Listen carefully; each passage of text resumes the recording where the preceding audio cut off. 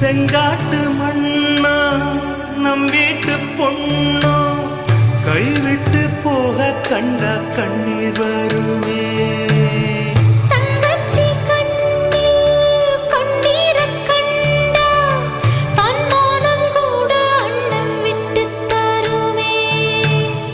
பந்தத்தை மீறி போக சக்தி இல்லையே, பாசத்தை பங்கு போட பட்டா இல்லையே. இருக்கு இழகி போச்சு விட்டு பாறையே.